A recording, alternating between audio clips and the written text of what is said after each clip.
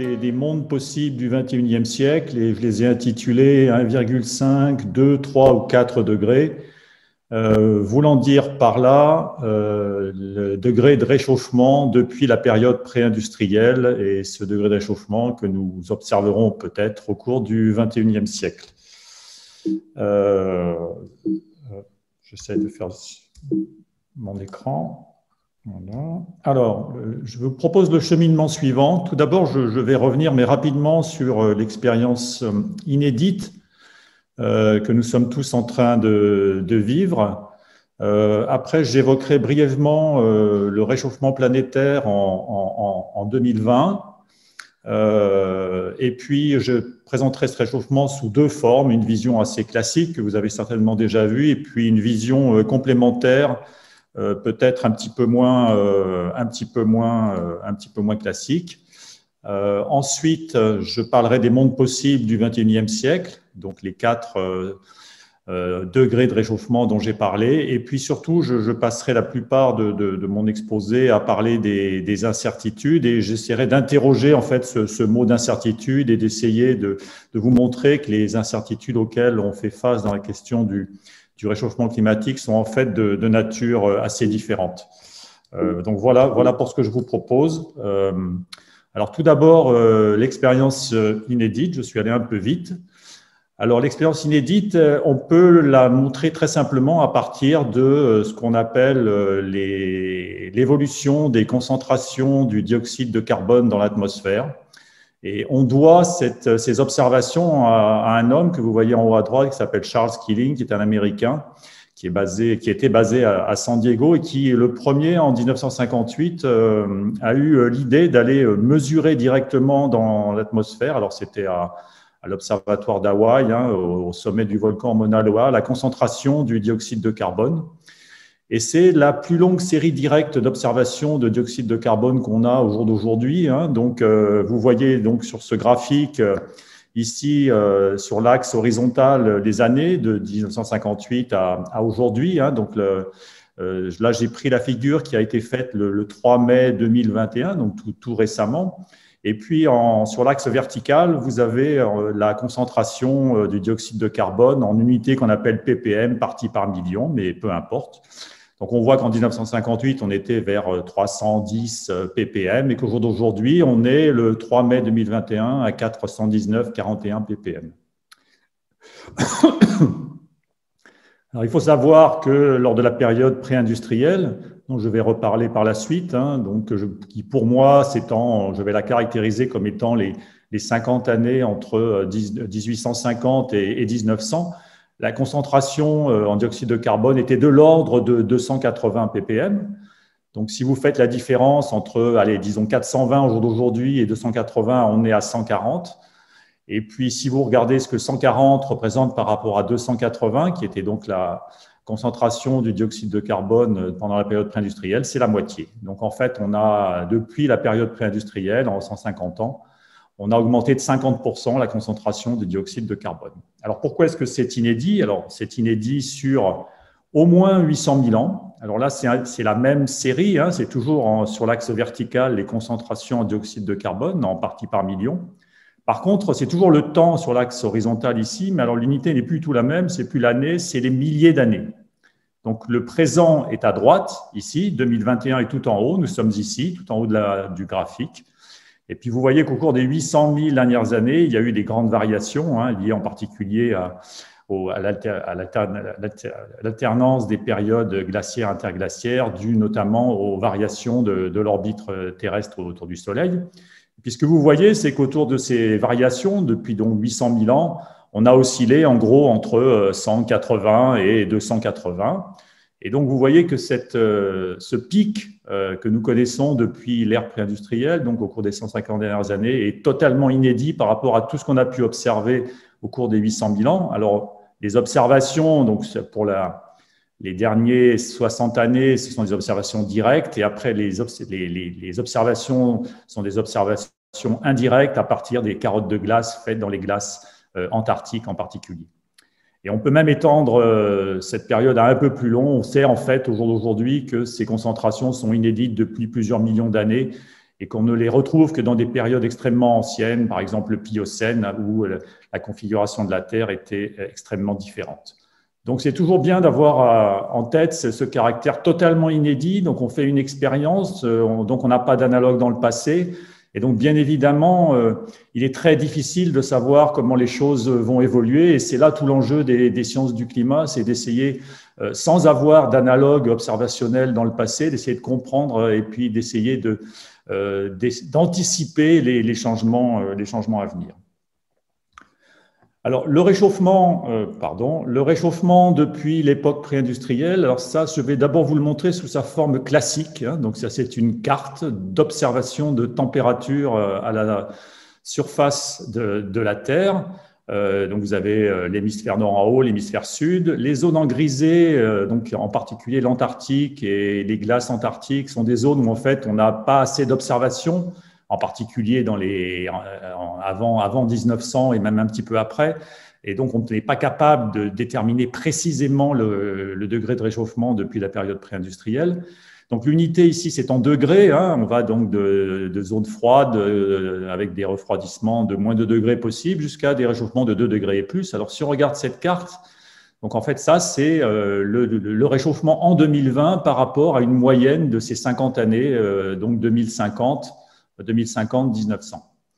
On voit des choses tout à fait classiques. Tout d'abord, que les continents se réchauffent plus que les océans, notamment les continents d'hémisphère nord. On voit ici sur les zones polaires des réchauffements de l'ordre de 2-3 degrés, aussi bien au niveau de l'Eurasie que du niveau du Canada et de l'Alaska. Donc ça, c'est ce qu'on appelle les phénomènes d'amplification polaire qui sont bien compris. On voit un réchauffement important également aux moyennes latitudes. Et puis, on voit ici un refroidissement qui est également relativement bien compris et qui correspond à un transport de chaleur un peu diminué dans l'océan Atlantique des zones tropicales vers les mers polaires, en particulier la mer du Labrador ici et la mer d'Irminger. Donc ça, c'est un petit peu, alors ça, donc j'insiste à nouveau, ce sont des observations, il n'y a pas de modèle derrière tout ça, c'est purement des observations. Et donc, on peut dire que si on regarde la planète dans son entièreté, le réchauffement global de la planète depuis 1950-1900 est à peu près d'1,1 degré, 1,1 degré Celsius. Voilà. Alors, une autre façon de voir ce réchauffement est la suivante. Alors, je vais devoir introduire un concept que je vais appeler l'émergence, qui a des significations multiples dans de nombreux domaines scientifiques et ailleurs, mais je vais le définir précisément dans le cadre des sciences du climat. Donc pour ça, je vais vous parler de deux choses. Le changement que je viens de vous présenter, qui est donc ce changement sur un long terme, depuis 150 ans, depuis la période pré-industrielle, et puis ce qu'on appelle la variabilité climatique, c'est-à-dire plutôt les changements de climat d'une année sur l'autre. Alors, c'est ce que je vais appeler la variabilité du climat non perturbée, c'est-à-dire, mettons-nous à l'époque pré-industrielle, au 19e siècle, eh bien, on sait que la variation du climat, il y a des variations du climat d'une année sur l'autre. J'en tire deux exemples ici avec des illustrations. À gauche, vous avez par exemple une illustration du mois de septembre 1895 à Paris. Alors, ça doit être le Jardin des Plantes ou les Tuileries, je ne sais pas. Et puis, il se trouve que ce mois de septembre 1895 a été relativement chaud. Il y a même eu des canicules et les journaux, les illustrations, les journaux parisiens de l'époque en ont beaucoup parlé. On voit ce monsieur ici en train de s'éponger le front, un chien qui tire la langue et un vendeur de glace derrière. Donc, c'était déjà, voilà, il y avait déjà des canicules, bien entendu, à cette époque. Alors, en contrepartie, en 1880, vous voyez ici une image assez connue de la débâcle qui a eu lieu. Alors là, je pense que c'est le Pont-Neuf au niveau de la Seine. Et donc, l'hiver 79-80 a été extrêmement froid à Paris. Les températures ont été de l'ordre de moins 10, moins 15 pendant plusieurs semaines au mois de décembre. Et puis, la température a remonté au cours du mois de janvier et a donné lieu… Alors, la Seine avait entièrement gelé. Et puis, vous voyez donc cet amas de blocs de glace qui a fracassé un certain nombre de bateaux. Donc, ces deux illustrations et bien d'autres mesures, témoignages et récits d'historiens et autres nous montrent bien évidemment que la variabilité climatique a toujours existé.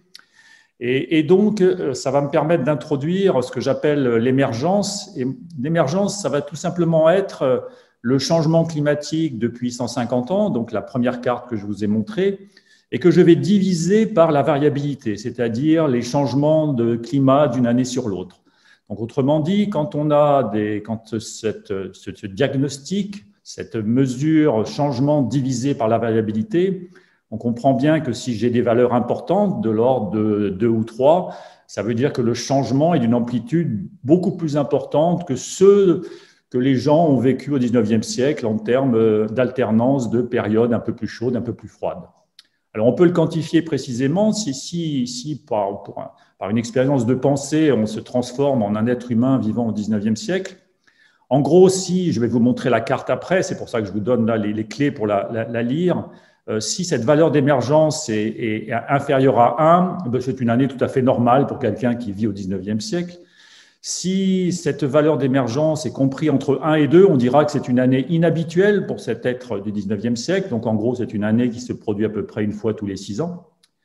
Si l'émergence est supérieure à 2, on dira que c'est une année anormale. Donc là, cette fois, c'est quelque chose qui se produit beaucoup plus rarement, une fois tous les 44 ans. Et puis, toutes les zones où l'émergence sera supérieure à 3, alors là, c'est une année inconnue. C'est-à-dire que pour quelqu'un qui a une espérance de vie, disons, de 80 ans, mais en fait, il ne vivra jamais une année une année comme l'année 2020 avec le réchauffement que nous avons vécu. Donc, en gros, il verrait ce type d'année-là une fois tous les 740 ans, ce qui évidemment n'est pas possible. Alors, si vous vous rappelez, je repasse rapidement sur la carte du réchauffement classique. Vous voyez que les zones de réchauffement les plus fortes se trouvent dans l'hémisphère nord sur les pôles. Si maintenant je reviens à ma carte d'émergence, alors là, le code de couleur n'est plus des degrés Celsius, hein, c'est bien ce diagnostic d'émergence. Donc, je vous ai mis ici les significations pour les couleurs. Donc, sur des couleurs jaune pâle, c'est une année normale. Ici, on est dans des années inhabituelles. Ici, on est des années anormales et là, on est des années inconnues, hein, c'est-à-dire que le 2020 est une année inconnue pour quelqu'un qui vivait au XIXe siècle. Donc, ce qu'on voit, c'est qu'on a une image tout à fait différente. C'est au lieu d'avoir les couleurs les plus foncées au niveau des zones polaires, en particulier dans l'hémisphère nord, on a plutôt des zones très foncées dans toutes les zones tropicales, ou en tout cas une grande partie d'entre elles, et en particulier sur les continents. Ici en Amérique du Sud, ici en Afrique, ici dans l'océan Indien, ici en Asie du Sud-Est et dans l'Indonésie. Alors, une autre façon de voir ça, c'est exactement la même carte, sauf que tout ce qui est à l'intérieur des traits bleus ici sont en fait les zones où où l'année 2020 aurait été considérée comme normale au XIXe siècle. Et puis, toutes les zones à l'intérieur du trait rouge, ce sont tous les endroits de la planète où l'année 2020 aurait été inconnue pour un habitant du XIXe siècle. Alors, pourquoi, en fait, c'est important? C'est parce que vous voyez qu'évidemment, et je vais vous le montrer par la suite, toutes ces zones recouvrent des continents avec des populations extrêmement importantes, hein. L'Amérique du Sud, toute l'Afrique, une bonne partie de l'Asie, la Chine, l'Indonésie. On parle ici de plusieurs milliards d'habitants qui, donc, ont déjà vécu, enfin, sont en train de vivre dans un climat qui était totalement inconnu il y a un peu plus d'1 siècle. Alors, on voit que ce n'est pas le cas encore en France, quoique le sud de la France et le bassin méditerranéen est également à l'intérieur de cette zone. Hein. Donc, on voit déjà qu'en Espagne, en Italie et même le sud de la France, on est aussi dans des climats qui auraient été inconnus en fait par un habitant de ces zones-là à la fin du 19e. Alors, pour illustrer ça, je vous montre une carte qui n'est plus du tout une carte de température ou d'émergence, mais une carte de la densité de la population mondiale en 2020. Donc, plus les couleurs sont foncées, plus on va vers le rouge vif, plus évidemment la densité de population est importante, hein. L'unité, ce sont les personnes par kilomètre carré. Et on voit, si je repasse à la carte avant, que en fait, la plupart des zones très très peuplées de la planète sont concernées par cette émergence. Donc, toute l'Afrique ici, avec des densités de population très élevées. L'Inde partiellement, parce que l'Inde, en fait, l'émergence est entre 2 et 3. Par contre, toute la Chine, toute l'Indonésie et toute la partie Amérique du Sud peuplée. Donc, c'est une autre façon de regarder. Et en fait, c'est pour montrer que déjà les populations des zones tropicales font déjà face à des problèmes d'adaptation. Parce que pour eux, le climat qui était celui de ces zones-là à la fin du 19e siècle est déjà totalement nouveau, a déjà totalement changé, ce qui n'est pas encore le cas pour les zones des moyennes latitudes et en particulier pour la plupart des régions françaises. Alors voilà, maintenant que j'en ai fini avec ces deux visions du réchauffement en 2020, je vais essayer de regarder un petit peu et d'interroger les mondes possibles du XXIe siècle. Alors je vais vous les illustrer très simplement par 4 cartes, qui sont cette fois des cartes des projections climatiques faites à partir d'un ensemble de modèles climatiques tout récents par un grand nombre de laboratoires sur la planète. Et puis, donc ces 4 cartes représentent la température moyenne à la surface du globe à 4 échéances données en termes de réchauffement. 1,5 degré, ici en haut à gauche, 2 degrés en haut à droite, 3 degrés, 4 degrés. Alors l'échelle là est bien en degrés, hein, et donc ça va de 0,5 degrés, toujours par rapport à la période pré-industrielle, jusqu'à 5,5 et plus. Donc on voit, première chose, évidemment, si on se place ici, par exemple, sur la carte de 1,5 degré, bien sûr, alors je me concentre là uniquement sur les continents. Bien entendu, les données existent aussi sur les océans, mais pour l'instant, je me focalise sur la partie continentale. On voit qu'on voit les mêmes choses que ce qu'on a vu sur le réchauffement observé en 2020, c'est-à-dire un réchauffement plus important dans les zones polaires ici. Et puis si je vous montrais les températures océaniques, vous verriez que le réchauffement sur océan est inférieur au réchauffement sur continent. Et puis on voit surtout que, par exemple, si on se place à 4 degrés de réchauffement global, on voit que la plupart des zones, la quasi-totalité des zones continentales, en fait, subissent un réchauffement bien plus important que 4 degrés. Dans certains cas, ça va monter jusqu'à 6, 7 ou 8. Et c'est évidemment la partie océanique qui fait que quand on prend la moyenne, on tombe sur un réchauffement global de 4 degrés. Donc quand on dit un réchauffement global de 1,5, de 2, de 3 ou de 4, évidemment, il faut bien savoir et considérer qu'au niveau régional, au niveau local, que l'on se place sur continent ou sur océan, dans les latitudes polaires ou pas, les amplitudes du réchauffement vont être extrêmement différentes et le plus souvent plus importantes. Alors, maintenant, il y a une bonne et une mauvaise nouvelle, en fait, sur tout ça. Je vais commencer par la mauvaise nouvelle. C'est que tous ces mondes du XXIe siècle sont en fait plausibles. Plausible, c'est-à-dire que pour les trajectoires, pour arriver à ces mondes, ne remettent pas en cause les lois de la physique, sont faites à partir de scénarios économiques, et j'y reviendrai, tout à fait réalistes, etc. Et ils sont donc possibles. Donc ça, c'est la mauvaise nouvelle. La bonne nouvelle, entre guillemets, c'est que nos choix individuels et collectifs vont être un facteur absolument déterminant sur le monde du XXIe siècle que nous aurons au final.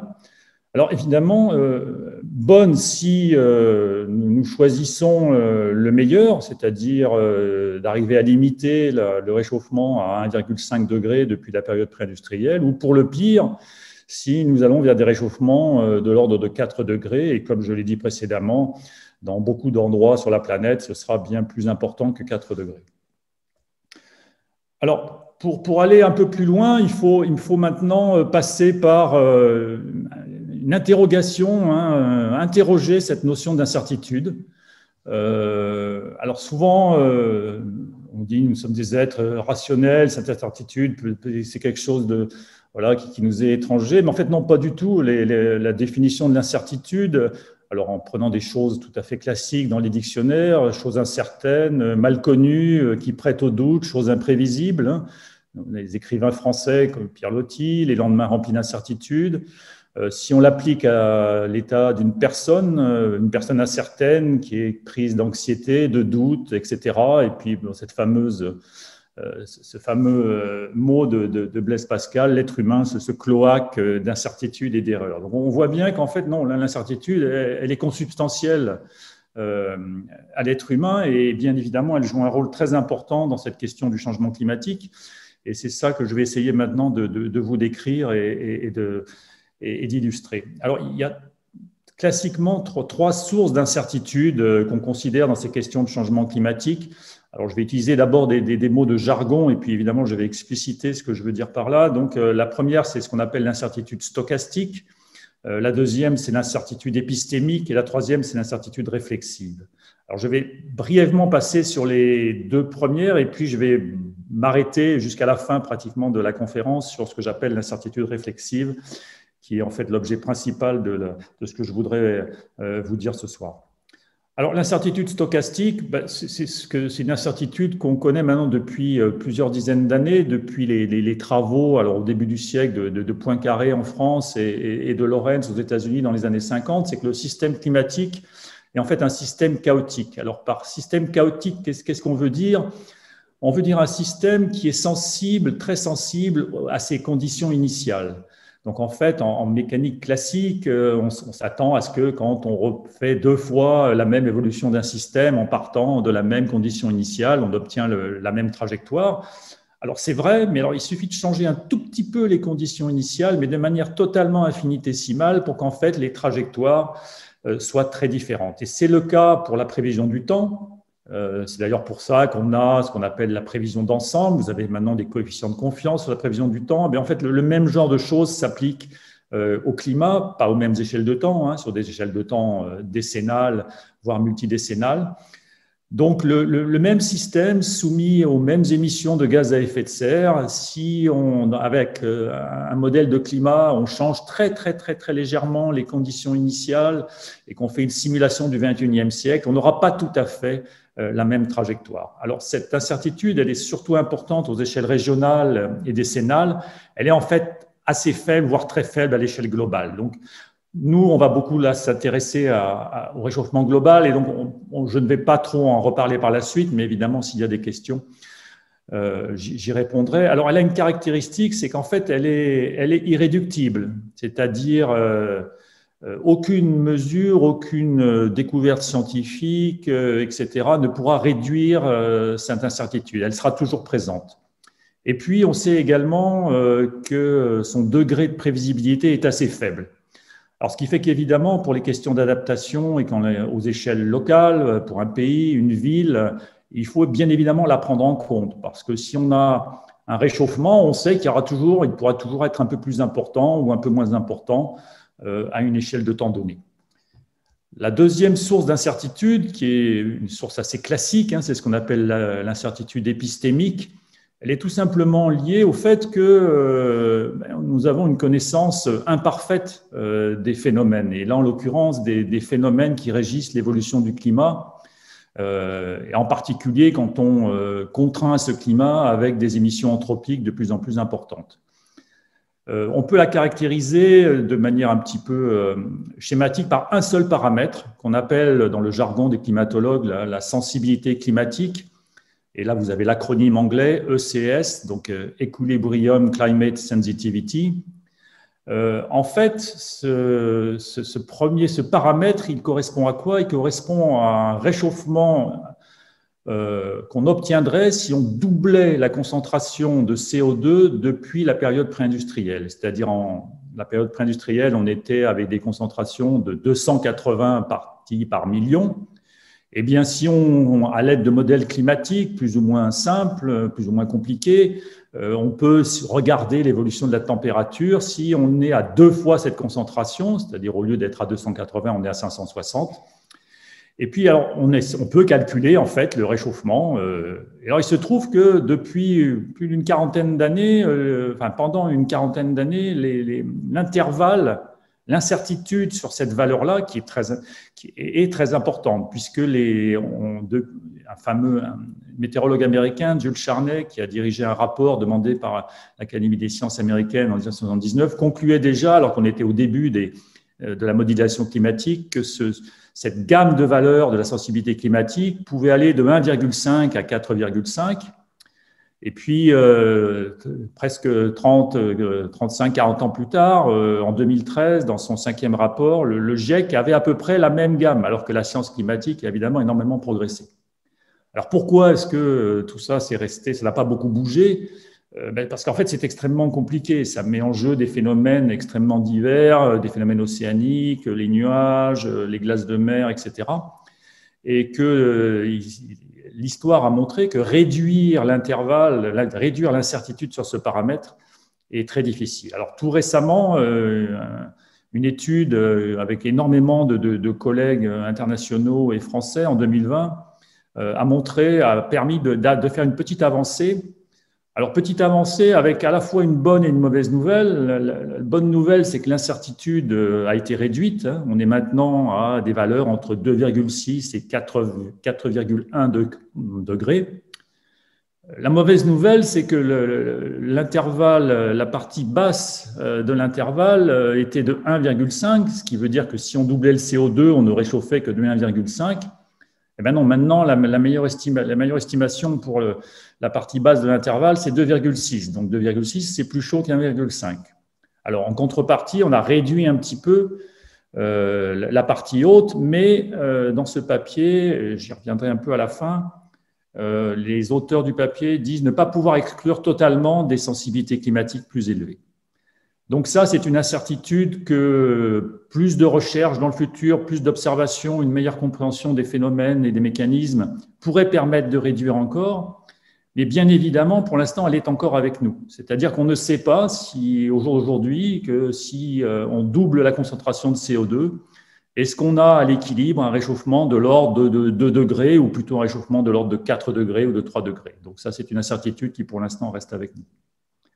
Alors la dernière, qui est celle qui va m'intéresser jusqu'à la fin de la conférence, c'est l'incertitude réflexive. Et en fait, la question qui est associée à ça, c'est, on sait donc que le réchauffement depuis la période pré-industrielle est lié à nos émissions de gaz à effet de serre, et en particulier du CO2 depuis 150 ans. Mais comment ces émissions vont évoluer au cours du XXIe siècle? Alors évidemment, dans cette question-là, nous faisons partie à la fois du problème, puisque c'est nous, êtres humains, depuis 1850, qui avons émis ces gaz à effet de serre dans l'atmosphère, et puis des solutions qu'on doit apporter pour résoudre ce problème, à la fois sur les aspects atténuation voulant dire il va falloir qu'on réduise nos émissions, et puis adaptation, c'est qu'on a déjà changé le système climatique, le changement climatique est déjà là, avec un grand nombre de conséquences, et qu'il va falloir s'adapter. Et comme je l'ai montré au tout début, quand je vous ai parlé d'émergence, il y a des régions du globe où non seulement l'adaptation a déjà eu lieu, elle est très difficile.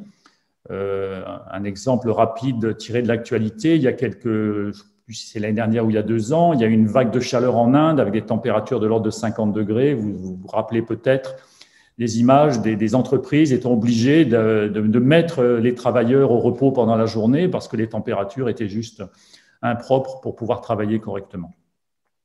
Alors sur cette incertitude, évidemment, sur ce système qui implique à la fois l'être humain, le système climatique, on ne sait pas modéliser tout ça, bien entendu.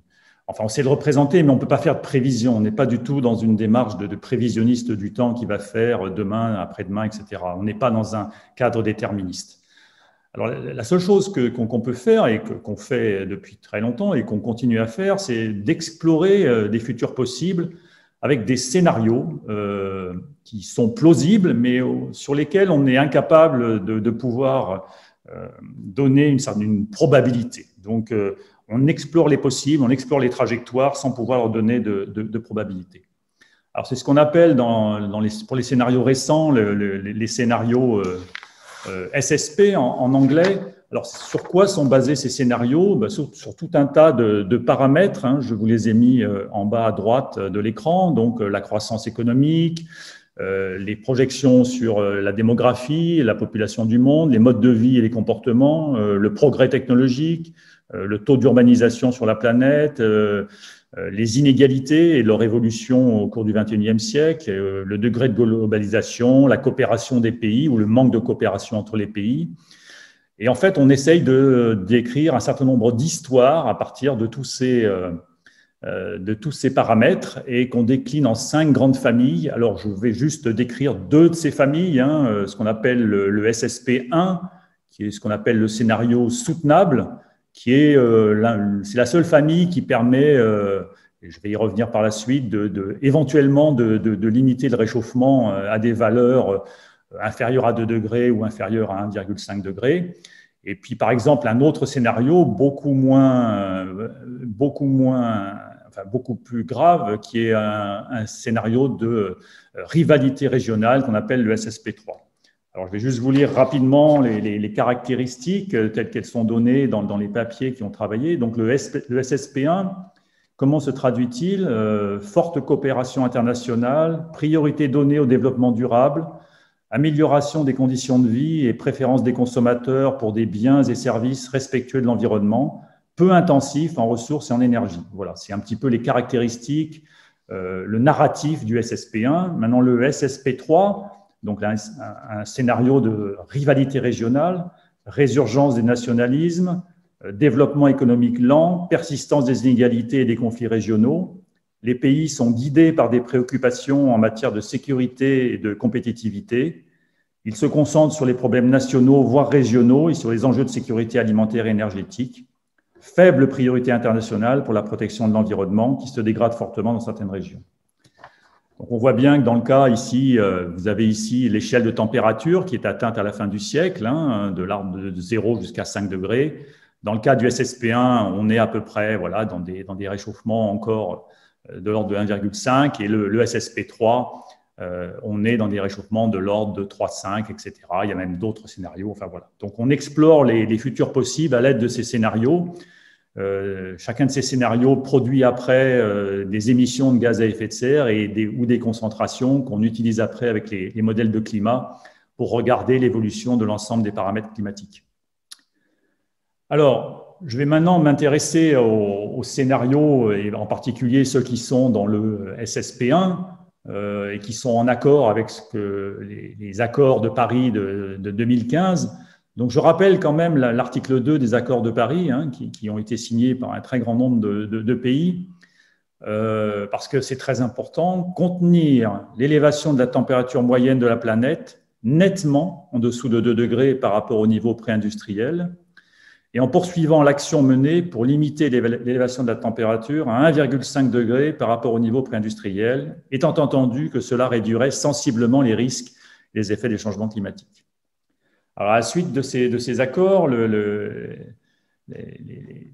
gouvernements ont demandé au GIEC de faire un rapport spécial qu'on appelle le rapport 1.5, hein, donc vous avez la couverture ici à droite, et dont l'un des objectifs principaux était à la fois d'estimer le différentiel des impacts entre un réchauffement à 1,5 et à 2 degrés et de montrer que, en fait, un demi-degré, c'est quelque chose d'important en termes d'impact, les impacts du réchauffement climatique étant plus importants à 2 degrés qu'à 1,5, et puis aussi d'esquisser un certain nombre de trajectoires possibles pour pouvoir limiter le réchauffement à 2 degrés et, si possible, à 1,5. Alors maintenant, il faut que je passe un petit peu de temps sur ce qu'on appelle le budget carbone. Alors, je parle des émissions. Donc ici, vous avez un graphique qui vous décrit en fait les émissions anthropiques que vous voyez ici.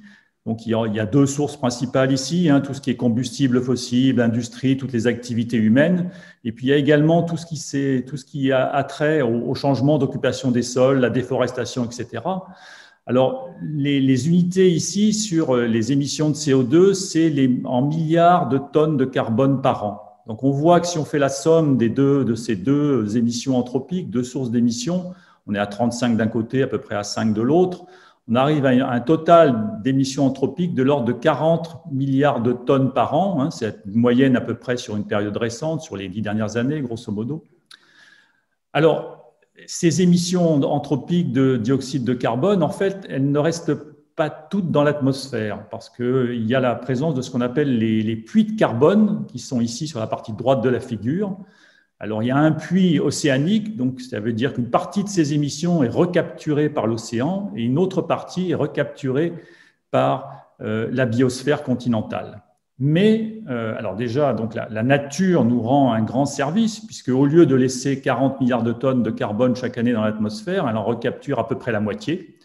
Et elle en laisse quand même un résidu qui est à peu près de l'ordre de 18 milliards de tonnes. Donc, il faut bien avoir en tête cette idée que nous émettons donc des gaz à effet de serre dans l'atmosphère. Ici, je parle juste du carbone, mais en fait, il y a une partie additionnelle qui est liée aux autres gaz à effet de serre. Une partie est recapturée par l'océan et par la biosphère, et puis une partie reste, et c'est ça qui contribue évidemment au réchauffement que nous observons. Alors, maintenant, si on regarde qui émet en fait ce dioxyde de carbone, ici vous avez l'évolution depuis 1960 jusqu'à 2019, puisque les chiffres de l'année 2020 ne sont pas encore totalement connus. Alors, c'est en millions de tonnes de carbone. Donc là, ici, au plus haut, ce sera 10 000. Donc, ce sera 10 milliards de tonnes de carbone. Et on voit que le plus gros émetteur en 2019, eh bien, sans surprise, c'est la Chine. Après, ce sont les États-Unis, l'Europe des 27, l'Inde et puis d'autres pays par la suite. On voit aussi quelque chose d'intéressant, c'est qu'évidemment, au cours du temps, pendant très longtemps, ce sont les États-Unis et l'Europe qui étaient les principaux émetteurs, et puis qu'un changement radical a eu lieu au début du XXIe siècle. Et on le sait tous, le développement de la Chine a fait que maintenant, à la fois en termes d'industrialisation et de démographie, la Chine est maintenant de très loin le principal émetteur de dioxyde de carbone de la planète.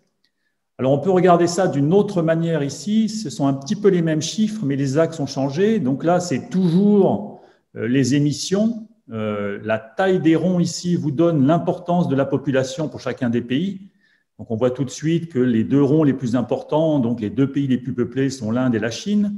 Et puis, sur l'axe vertical ici, c'est la tonne de CO2, mais par habitant cette fois. C'est-à-dire que les pays les plus élevés sur l'axe vertical sont ceux où, en moyenne, les habitants de ce pays émettent le plus. Et là, sans surprise, on retrouve l'Arabie saoudite tout en haut, les États-Unis, l'Australie, le Canada, etc. Alors, de manière intéressante, si on regarde l'Europe des 27, alors évidemment, nous émettons beaucoup moins que la Chine. Hein. Nous sommes à peu près en Europe à 3 milliards de tonnes, la Chine est à 10 milliards de tonnes. Mais par habitant, nous sommes à peu près au même niveau. Donc la différence est juste parce que les Chinois sont plus nombreux. Mais finalement, en termes de par habitant, un Chinois aujourd'hui émet autant qu'un Européen. Donc ça, ce sont des choses intéressantes à garder en tête. Alors, maintenant, la fameuse question, peut-on limiter l'augmentation de la température globale à 1,5 degré? Alors, pour ça, il faut avoir en tête trois choses qui sont des résultats, pas récents, mais enfin au cours des 10-15 dernières années des sciences du climat. C'est qu'en fait, on peut dire avec une quasi-certitude que le réchauffement planétaire actuel, en fait, il est proportionnel à la quantité cumulée de dioxyde de carbone que nous avons émis dans l'atmosphère depuis 1850. Donc, il ne dépend pas de ce que nous émettons en 2020 ou en 2019, il dépend au cumul depuis la période pré-industrielle. Et donc, ça, c'est très important. Alors, un corollaire de ça, c'est que toute injection supplémentaire de dioxyde de carbone d'origine anthropique augmente le réchauffement planétaire. Et puis un dernier corollaire, c'est qu'en fait, pour stabiliser la température globale de la planète, il faut donc arriver à ce que les émissions nettes de CO2, c'est-à-dire ce qu'on émet et puis éventuellement ce qu'on peut capturer par des moyens technologiques, il faut que ces émissions nettes soient nulles. Alors, vous avez vu que ce n'est pas du tout le cas aujourd'hui, hein, puisque tout à l'heure, on a vu que le résidu était de l'ordre de 20 gigatonnes, enfin de 40 gigatonnes, pardon, ce qu'on émet est de 40 gigatonnes. Donc ça, c'est pas du tout le cas aujourd'hui. Alors attention, stabiliser la température globale de la planète ne signifie pas que tous les impacts vont se stabiliser. Par exemple, on sait que c'est l'océan qui absorbe la plus grande partie de l'excès d'énergie lié à l'augmentation des gaz à effet de serre dans l'atmosphère. Et on sait qu'en raison de son inertie, petit à petit, ce réchauffement se diffuse de la surface de l'océan vers l'océan profond. Et donc, par la dilatation de l'eau, contribue à la montée du niveau de la mer. Et cette montée du niveau de la mer va continuer. Mais évidemment, elle se continuera d'autant plus qu'on n'arrive pas à un niveau d'émission nulle. Mais même si on arrive à des émissions nulles, dans un horizon plus ou moins lointain, le niveau de la mer continuera à monter. Alors également, attention à une confusion fréquente entre ce qu'on appelle la stabilisation des concentrations de CO2, c'est-à-dire ce que j'ai montré au début, les fameux ppm, et puis le niveau net zéro pour les émissions de CO2. Donc, ce n'est pas la même chose.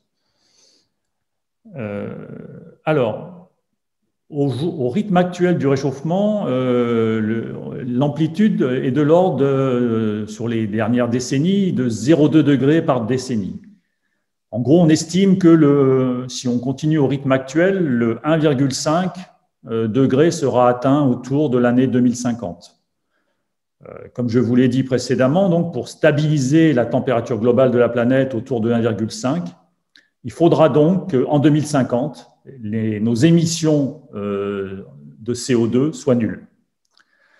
Alors, je reviens sur le point, sur la situation actuelle. Les émissions anthropiques en 2019, alors c'est 40 gigatonnes, donc milliards de tonnes de CO2 pour le CO2 lui-même. Et puis, il y a d'autres gaz à effet de serre, dont je n'ai pas parlé, le méthane, l'oxyde nitreux, etc., qui contribuent pour 10 milliards. Donc, en tout, c'est 50 milliards de gigatonnes. Alors, l'unité qu'on utilise, c'est le CO2 équivalent. Vous verrez ça relativement souvent.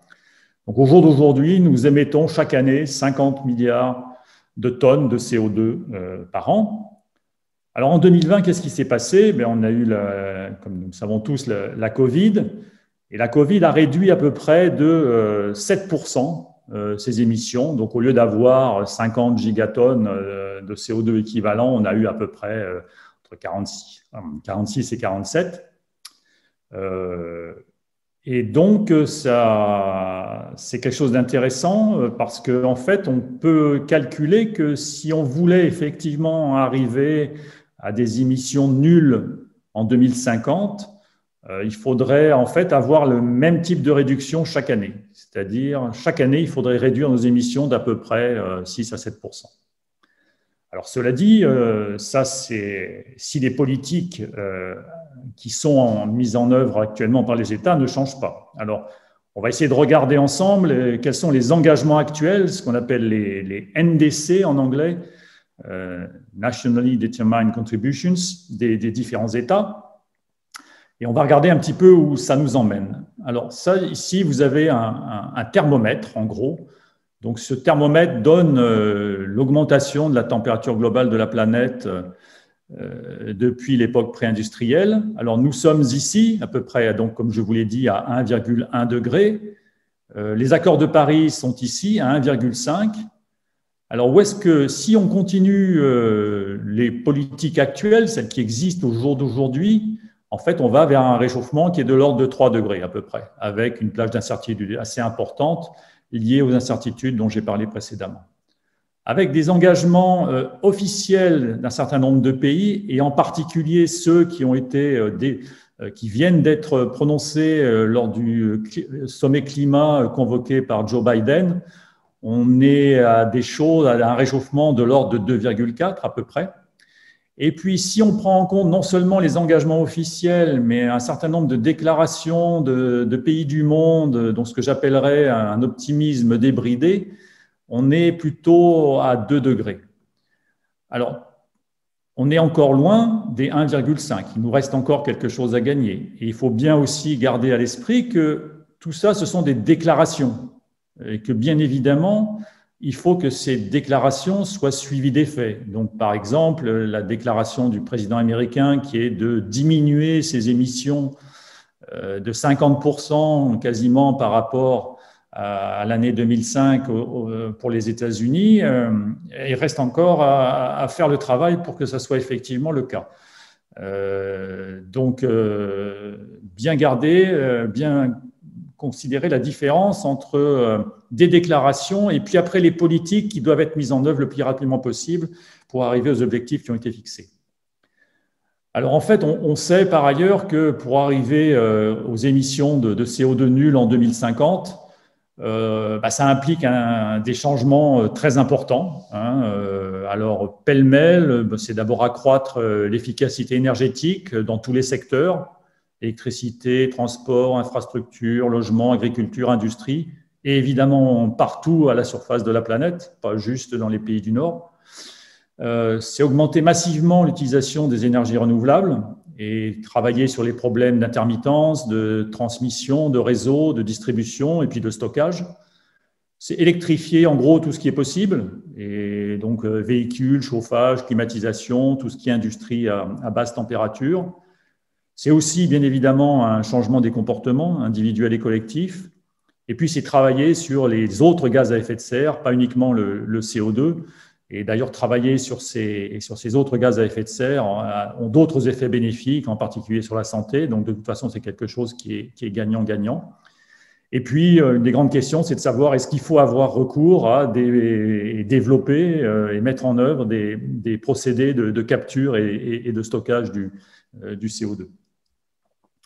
Alors, deux bonnes nouvelles pour dire que cette transition, même si elle paraît immense et très compliquée à achever, il y a des secteurs où elle est en fait déjà en marche. Le premier secteur, c'est la production d'électricité. Donc ici, je vous montre en fonction du temps, donc depuis les années 2000 jusqu'en 2020, les productions nouvelles d'électricité avec les renouvelables en bleu. Hein. Donc vous avez ici, sur l'échelle de droite, ce sont des gigawatts. Et puis à gauche, et c'est la courbe rouge, c'est le pourcentage de renouvelables dans la production d'électricité nouvelle chaque année. Donc on voit que dans les années 2000, au début des années 2000, le pourcentage de l'énergie, de l'électricité renouvelable sur l'augmentation de la production d'électricité de l'ordre de 20%, et puis on voit que tout récemment, en 2020, eh bien en fait, c'est plus de 80%. Donc toute l'électricité qui a été mise en service en 2020 est à 80% d'origine renouvelable et 20% seulement d'origine non renouvelable. On voit aussi que si on regarde la courbe grise, enfin les barres grises ici, qui donc chaque année vous donnent l'accroissement de la production électrique à partir de sources non renouvelables, on voit une tendance à la baisse ici, hein, qui a été enclenchée depuis 2015 à peu près et qui est en train de s'affirmer. Donc, bien évidemment, c'est quelque chose dont beaucoup d'organismes, etc., pensent que c'est une tendance à long terme. Est-ce qu'après, elle ira à la vitesse nécessaire? L'avenir le dira. Le deuxième secteur qui est en transition, ce sont les voitures électriques. Alors ici, vous avez, ça c'est pour le globe dans son entièreté, en millions de véhicules. Donc on voit que, alors ça c'est à la fois, on prend en compte ici, avec des codes de couleur un peu différents, les voitures hybrides et les voitures 100% électriques. On voit que dans les années, à la fin des années 2000, on était à des valeurs extrêmement basses. Et puis on voit une augmentation très très rapide. Hein. Et donc, tout récemment, donc en 2019, on était à plus de 7 millions de véhicules électriques. Alors, à savoir que ici, on prend en compte la Chine, l'Europe, les États-Unis et puis les autres pays du monde, mais qu'évidemment, ce sont dans ces trois grandes zones, hein, États-Unis, Europe et Chine, que le développement des véhicules électriques est le plus rapide. Mais on voit aussi une courbe qui est en train d'augmenter de manière extrêmement rapide. Alors, j'en ai presque terminé, et puis je vous livre des sujets que, évidemment, je n'ai pas pu aborder complètement, mais qui peuvent donner matière à réflexion et à débat. Alors, une chose très importante, et on pourra peut-être y revenir au cours de la discussion et des échanges, c'est que, évidemment, la vitesse de la transition compte. Et en gros, plus on met du temps à changer, plus l'effort demandé sera important. Et en gros, beaucoup de gens estiment, et j'en fais partie, que la décennie 2020-2030 est absolument clé sur cet aspect-là. Après, on peut évidemment discuter du mix énergétique que l'on veut. Il y a différentes options, différentes possibilités. On peut discuter également, échanger à propos des sensibilités climatiques supérieures à 5 degrés, ce qui évidemment changerait la donne, ce qui voudrait dire que le réchauffement auquel on s'attendrait avec un doublement de la concentration des dioxydes de carbone serait plus important que celui attendu actuellement. Et donc, éventuellement, ça pourrait amener ce qu'on appelle la géo-ingénierie à refaire surface, puisque c'est quelque chose qui a déjà existé dans l'histoire du monde. La démographie, tous les scénarios ont des évolutions de population légèrement différentes, et bien évidemment, ça compte. Les questions de la gouvernance mondiale et éventuellement des contraintes à exercer vis-à-vis des pays. La question des responsabilités, de la justice climatique. Et là, il y a plusieurs choses intéressantes à dire. Et puis, ce qu'on appelle les communs, c'est-à-dire une vision des choses que nous partageons tous, et donc les comportements vertueux à adopter pour pouvoir préserver ces communs. Et puis, je ne résiste pas, puisque c'est une lecture que j'ai fait récemment, de de vous proposer cette phrase du philosophe Bruno Latour dans son dernier livre, hein, qui s'appelle « Où suis-je? Leçon du confinement à l'usage des terrestres ». Comprendre et intégrer la différence entre le monde où l'on vit et le monde dont on vit. Alors j'en ai fini et je vais vous laisser en conclusion sur deux petites phrases qui, quelque part, résument un petit peu aussi, ou en tout cas ont un lien avec tout ce que je vous ai raconté. Dans tout acte humain comportant un choix délibéré, il y a une prédiction. Sans prédiction, la science et la vie quotidienne seraient également impossibles. Donc, ça, c'est un philosophe des sciences qui s'appelle Rudolf Carnap qui a dit ça. Et puis, un philosophe canadien, Jean Bédard, nous rappelle que l'incertitude de toute spéculation ne nous condamne-t-elle pas à l'action et l'action ne nous oblige-t-elle pas à l'espoir? Voilà. Je vous remercie beaucoup de votre attention et puis je suis prêt à répondre à vos questions et à échanger avec vous. Merci beaucoup pour ce brillant exposé qui va de la science la plus fine à la philosophie la plus large. Et effectivement, sans doute que l'incertitude, c'était un esprit intermédiaire entre l'ignorance et la certitude. Et il y a beaucoup de choses à dire dans ce vaste espace. Alors, peut-être la première question qui est libérée de la manière suivante. Peut-on estimer et modéliser les émissions non anthropiques de CO2 dans la période actuelle?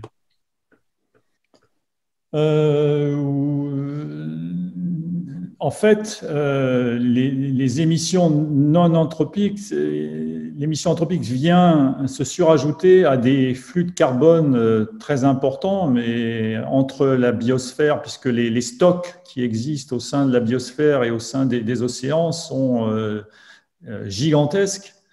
Et donc, on était dans une situation, à l'époque pré-industrielle, d'un équilibre au niveau du cycle du carbone. Mais avec des stocks très importants et des flux très importants. Et donc, on vient perturber cet équilibre en rajoutant ces émissions anthropiques. Donc, on peut, oui, on essaye de les estimer, c'est très difficile à mesurer. Alors, on a recours à des modélisations, à des représentations des échanges de carbone. C'est quelque chose que les gens font. Il y a effectivement de nombreuses études là-dessus. Mais voilà, ce qui est important à retenir, c'est la perturbation de l'équilibre que nous avons engendré. C'est ça qui crée le réchauffement. Merci. Sylvain a une question concernant, au début de l'exposé, les cartes mondiales d'émergence. Oui.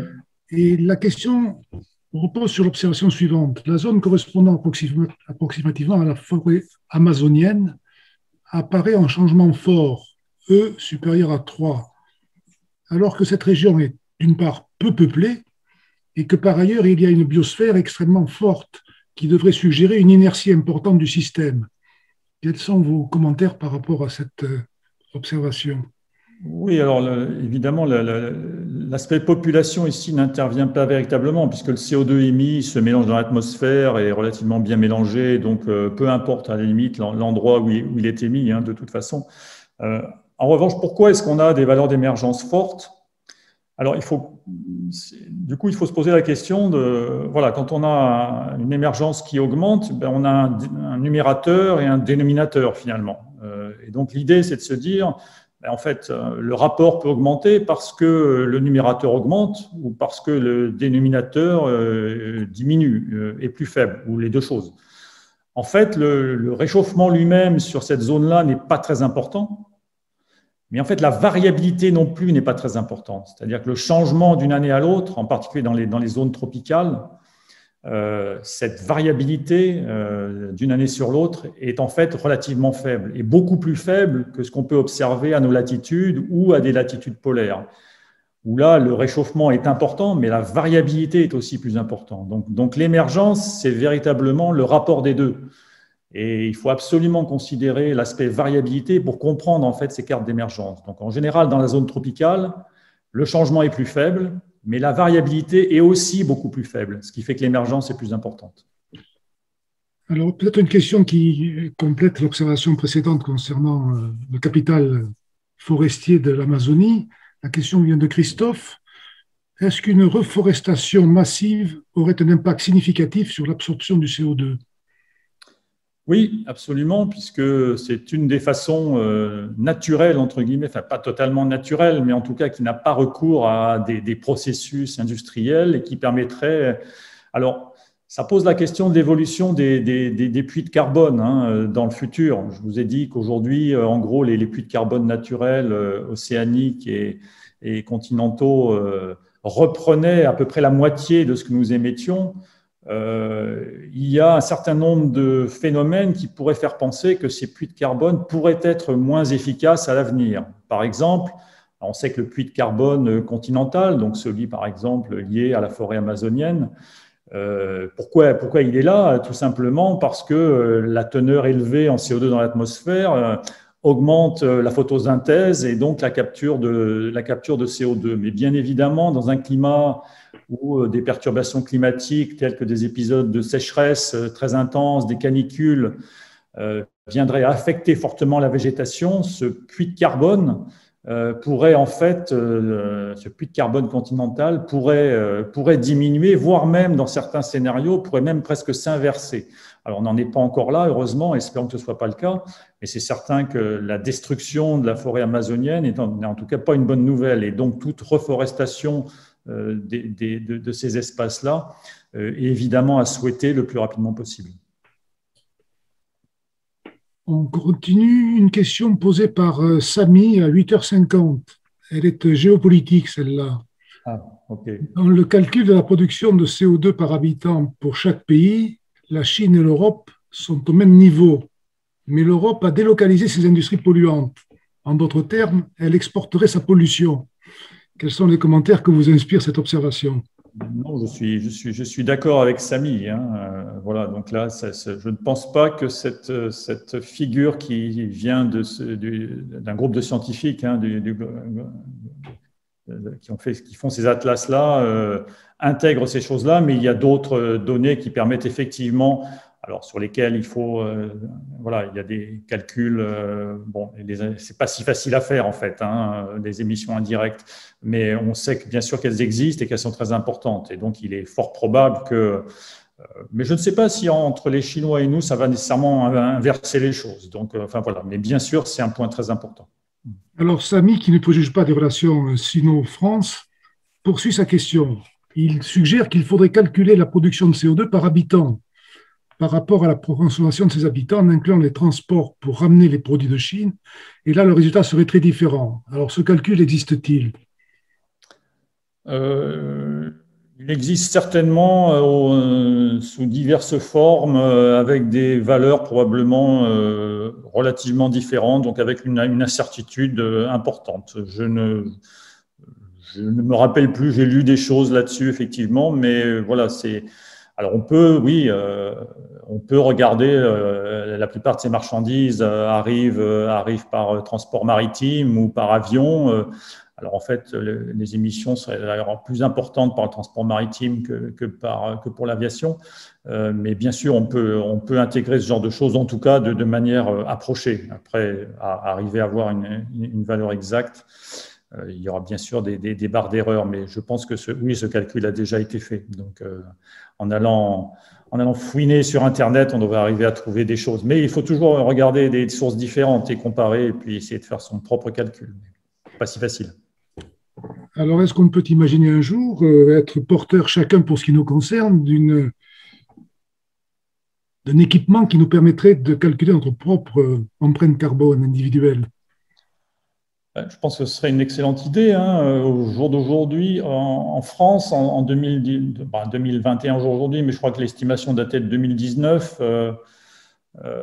un Français en moyenne émet 11 tonnes de CO2 par an. Pour arriver à des émissions nulles en 2050 ou quasi nulles, enfin des émissions qu'on pourrait compenser, il faudrait diminuer ça d'un facteur 5. Il faudrait arriver à 2 tonnes. Donc, il faut gagner un facteur 5. Alors, évidemment, comment est-ce qu'on gagne un facteur 5 en France? Évidemment, par les méthodes habituelles. Hein. D'abord, par un changement des comportements individuels. Et là, les estimations les plus optimistes disent que ça pourrait aller jusqu'à 40%. et puis que le reste doit être fait au niveau des États, enfin de l'État français, des entreprises, des aspects des processus techniques, etc., etc. Que le comportement individuel ne suffira pas à diminuer l'empreinte carbone d'un Français en 2050 suffisamment. Et encore, 40% pour le comportement individuel si, comme dirait Jean-Marc Jancovici, l'individu en question est héroïque. C'est-à-dire qu'il arrête de manger de la viande, il ne prend plus l'avion, il change sa chaudière, il achète sa voiture électrique, enfin, etc., etc. Le modèle vertueux. Voilà, un modèle tout à fait vertueux. Mais bon, alors Max, qui bien sûr se reconnaîtra, mais que tout le monde apprécie et que l'on salue, pose la question suivante. La pollution des mers affecte-t-elle le puits de carbone en détruisant les micro-organismes et algues captant le CO2? Acidification des océans.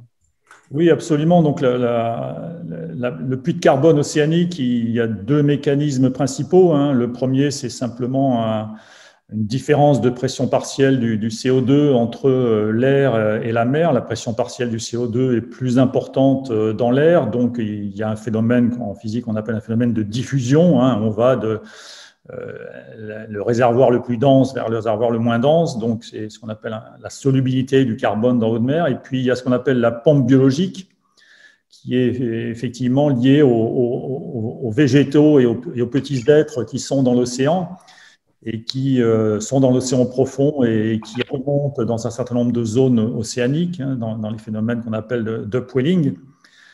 Et alors, la pollution, bien sûr, joue, mais pas que la pollution, puisque, en fait, on sait aussi qu'avec un océan de surface qui se réchauffe, et donc ce qu'on appelle une stratification plus importante dans l'océan de surface, on va empêcher ces remontées d'organismes, et donc on va diminuer le fait que ces organismes puissent capturer du carbone atmosphérique, enfin du CO2 atmosphérique. Donc, alors je ne connais pas la partie qui serait liée à la pollution et la partie liée à, disons, la diminution de la pompe biologique à travers les phénomènes de stratification ou d'autres types de mécanismes. Mais enfin bon, c'est certainement une question intéressante.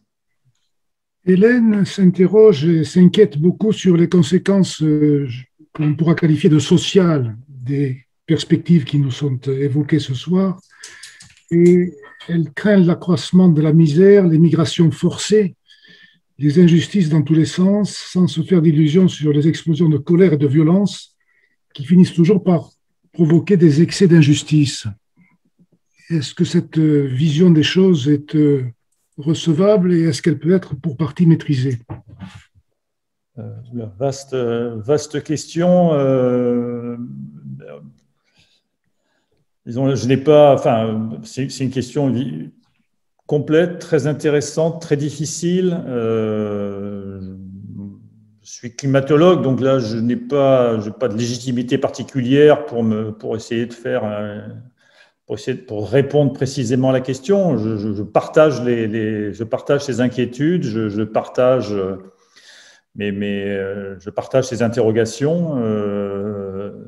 Tout ce qu'on peut dire, une fois de plus, je reviens sur ma phrase finale, voilà, l'incertitude, l'action, l'espoir ou l'espérance. Donc, en même temps, le GIEC, dans son rapport 1.5, indique bien qu'il faudrait absolument privilégier des scénarios qui non seulement permettent de limiter la température à 1.5, mais qui permettraient aussi d'attaquer les grands objectifs du développement durable qui comprennent tous ces aspects-là, les inégalités, les problèmes d'éducation, la préservation de la biodiversité, la paix dans le monde.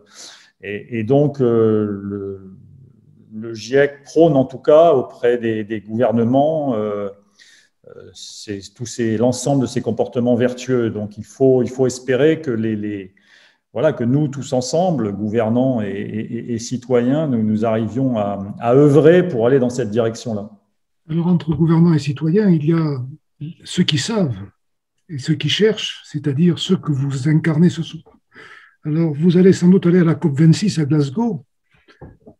Quels sont les objectifs que vous pouvez imaginez atteindre à l'occasion de ce rendez-vous en novembre prochain? Alors, j'ai dû passer un peu vite tout à l'heure, donc je peux y revenir. Donc, très clairement, les déclarations récentes d'un certain nombre de gouvernements, en particulier de Joe Biden, vont clairement dans la bonne direction, mais il faut savoir que pour la cible 1.5, même ce qui paraît une avancée extraordinaire de la part des États-Unis, n'est pas encore tout à fait suffisant. C'est-à-dire en 2030, 50% de réduction, il aurait fallu qu'il annonce en fait 60%. De nombreux autres pays ont annoncé des choses, mais n'ont pas déposé officiellement leur NDC, leur contribution. Par exemple, la Chine. La Chine a fait beaucoup de déclarations, mais n'a pas encore officiellement déposé ce qu'elle entendait faire en termes quantitatifs. Et donc, on espère qu'un certain nombre de pays, il n'y a pas que la Chine, l'Arabie saoudite, la Russie, enfin, il y a beaucoup de l'Australie, il y a beaucoup de pays qui sont encore en retard sur leur NDC et on espère l'espoir est qu'à Glasgow, il y ait des avancées majeures sur les déclarations des pays. Il y a à peu près 70% des émissions en termes de pays qui ont pour l'instant fait des NDC, mais il en reste 30% qui n'ont pas encore fait ce genre de propositions et qui ne les ont pas soumis à l'organisme régulateur. Donc, l'un des enjeux majeurs de Glasgow, c'est d'arriver à enclencher une dynamique qui permette de ramener tout le monde sur des engagements qui permettraient, du moins avec une probabilité élevée, disons 50%, d'atteindre 1.5 en 2050. Alors, il y a quelques questions qui se posent autour de la volonté de la parole politique qui est rarement suivie des faits. Et beaucoup de nos amis ce soir doutent effectivement de la volonté des États de se mettre en conformité avec les déclaratifs qui les précèdent. Pourtant, à titre personnel, je me permets de poser une question concernant les gaz fluorés qui font partie, je crois, des gaz à effet de serre. Et le protocole de Montréal en 1987 a réduit, je crois même d'ailleurs, fini par interdire la production de CFC, ce qui a eu un effet bénéfique sur la couche d'ozone, qui semble-t-il est moins trouée qu'avant. Est-ce que c'est un témoignage à mettre à l'actif de l'espoir ou est-ce que vous le critiquez? Non, pas du tout, mais je ne le critique pas. Il a effectivement porté ses fruits. La couche d'ozone est en cours de rétablissement, si j'ose dire. Elle a d'ailleurs, le fait qu'elle se rétablisse a aussi des impacts climatiques sur la circulation atmosphérique et sur l'océan austral, etc. Cela dit, il faut bien considérer que les changements qui étaient induits par le protocole de Montréal sont quand même d'un ordre de grandeur ou de plusieurs ordres de grandeur inférieurs à ceux auxquels nous devrions souscrire pour arriver à limiter, arriver à des émissions nulles en 2050. Donc je dirais, et puis les solutions techniques étaient déjà quasi existantes à l'époque. On savait déjà ce par quoi il fallait remplacer les CFC, ce qui n'est pas du tout le cas d'un certain nombre de... on sait faire des choses, je l'ai montré sur l'exemple des renouvelables et puis bien sûr des véhicules électriques. Mais il y a beaucoup d'autres secteurs où les solutions technologiques n'existent pas encore. Et donc, et il y a beaucoup de recherches. Alors, des secteurs qui vont être difficiles à décarboner totalement, c'est l'industrie lourde, c'est le transport maritime et c'est l'aviation, bien sûr. Et donc, pour tous ces secteurs-là, alors évidemment, il faudra aussi considérer les changements des comportements qui peuvent être très importants, mais il y a encore beaucoup de choses à chercher et à trouver pour identifier les technologies qui permettront de diminuer l'empreinte carbone de ces différents secteurs. Merci beaucoup. Alors, on vous adresse beaucoup de félicitations, des louanges. On est tout à fait sensible à la qualité de votre exposé. Il y a quelques petites réserves très discrètes que je me permets de vous faire partager en public. En particulier, vous n'avez pas parlé du nucléaire. Et j'ajouterai l'hydrogène et l'hydrogène vert. Alors, quelles sont vos perceptions concernant ces devenirs d'énergie non fossile? Alors, oui, ben, d'abord, je ne pouvais pas parler de tout, hein. Déjà, j'ai dépassé mon temps puisque j'ai parlé 50 minutes au moins, donc, alors que je m'étais engagé à me limiter à 45, donc voilà. Euh, bon, on comprend tous que voilà, tous ces sujets sont importants. Alors, le nucléaire, écoutez, bon là, de nouveau, je parle en citoyen, hein. Bon, je suis physicien. Disons, mon éducation en termes de physicien, je suis physicien des plasmas, j'ai travaillé sur la fusion nucléaire pendant ma thèse, donc je connais un petit peu ce sujet-là. Je pense qu'il faudra sortir du nucléaire et qu'il faut en sortir à terme. La question, c'est, voilà, il faut en sortir de manière qui permet quand même de… Voilà, enfin, les deux aspects sont importants. On connaît tous les problèmes liés au nucléaire, on sait les coûts incroyables associés à l'EPR, etc., etc. Au jour d'aujourd'hui, il paraît quand même difficile de sortir du nucléaire du jour au lendemain. Donc, je suis pour une sortie du nucléaire. À quel horizon? Bon, ben, voilà, ça, c'est quelque chose qui peut se discuter. Et de toute façon, il faudra monter en puissance, monter à l'échelle sur les autres sources d'électricité si on maintient l'utilisation qu'on a au jour d'aujourd'hui. Et comme je l'ai suggéré, qui est l'avis quand même de très nombreuses personnes au sein du GIEC, mais pas seulement, sans électrification massive, de toute façon, il n'y aura pas de décarbonation à l'horizon 2050. Donc, maintenant, voilà, j'ai aussi montré que le développement des énergies renouvelables est en croissance exponentielle, que le coût maintenant des énergies renouvelables est non seulement compétitif, mais moins cher que la plupart des autres sources. Et je pense que là, on est sur une tendance lourde qui va uniquement s'amplifier. Donc, effectivement, il y a… Bon, après, pour les jeux, voilà, il y a un débat, il y a des combats politiques qui ont lieu sur cette question nucléaire, donc ça, c'est important. Sur l'hydrogène, là, j'ai un autre avis, un peu, évidemment, et là, c'est un avis de scientifique. Je pense qu'on n'a pas encore évalué l'ensemble des problèmes potentiels liés à un monde qui serait un monde 100% hydrogène. Par exemple, dans un monde 100% hydrogène, il faudra transporter l'hydrogène un peu partout, etc. Il y aura forcément des fuites. L'hydrogène aujourd'hui est un gaz qui est très très peu présent dans l'atmosphère, mais si on est un monde 100% hydrogène et qu'il y a beaucoup de fuites, ben en fait l'hydrogène dans l'atmosphère il fait des choses pas terribles parce qu'il va se combiner avec des radicaux OH-, il va diminuer leur présence. Or, il se trouve que les radicaux H-, ils ont un rôle très important puisqu'ils se combinent avec les molécules de méthane et qu'ils les transforment. Or, le méthane est un gaz à effet de serre extrêmement puissant. Donc, avant de se lancer dans l'aventure du monde 100% hydrogène, il va être très important de regarder, de faire des études à partir de modélisation, de modèles de climat et de chimie, en simulant des différents niveaux de fuite d'hydrogène d'un monde qui fonctionnerait uniquement l'hydrogène et de voir quel type de conséquences ça peut avoir sur la chimie de l'atmosphère et sur l'effet de serre résultant. Sans être trop lourd, Alain revient un tout petit peu sur le nucléaire en s'interrogeant sur le devenir de la fusion dont on considère qu'elle est dépourvue de déchets toxiques. Et est-ce qu'elle est véritablement condamnée ou condamnable?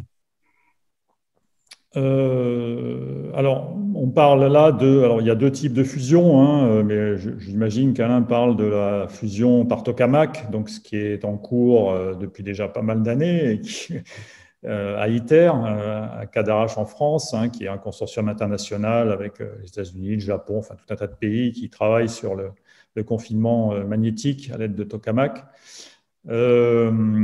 Aujourd'hui, on sait faire une réaction de fusion, sauf qu'on n'arrive pas à la maintenir et qu'on n'en est pas du tout à l'étape technologique. Donc, on en est encore à des recherches très, très fondamentales là-dessus. J'estime que, enfin, en tout cas, là, de nouveau, je ne me place pas vraiment en scientifique, mais en citoyen, qu'on devrait arriver avec les renouvelables et puis avec… des changements vertueux à tous les étages, si j'ose dire, de se passer d'une aventure sur la fusion.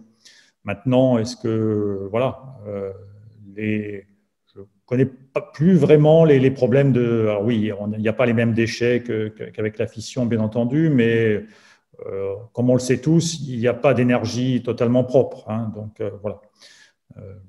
Voilà, comme je ne suis plus un expert, enfin, je n'étais pas un expert des tokamaks puisque j'ai travaillé sur l'autre type de fusion, mais donc là, ce qu'on appelle la fusion inertielle, mais voilà, je n'irai pas plus loin. Revenons à des choses plus prosaïques.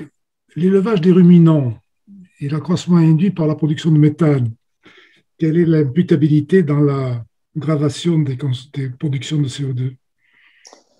Bah, oui, il est important, hein, ça fait partie des émissions liées à l'agriculture. Hein, en gros, c'est pas du tout négligeable. Bon, là, de nouveau, j'ai pas le chiffre exact en tête, mais dans les comportements vertueux individuels dont j'ai parlé tout à l'heure, pour un Français, pour passer de 11 tonnes à 2 tonnes, si c'est un Français héroïque, il va devenir végétarien. Donc, voilà. Après, voilà, il faut savoir raison garder. Donc, mais oui, c'est un point important, bien sûr. Et c'est du méthane, donc un gaz à effet de serre beaucoup plus important que le CO2. Heureusement qu'il y a une durée de vie beaucoup moins grande, mais tout de même. Donc, voilà, donc c'est quelque chose d'important. Et c'est pas juste les ruminants, c'est aussi les déchets, etc. Voilà, donc là, il y a aussi là des processus, alors pas pour les ruminants, hein, mais enfin pour les ruminants aussi, il y a des processus en cours, mais ça, je suis pas certain que ce soit vraiment la bonne idée. Fabriquer de la viande de manière chimique et artificielle.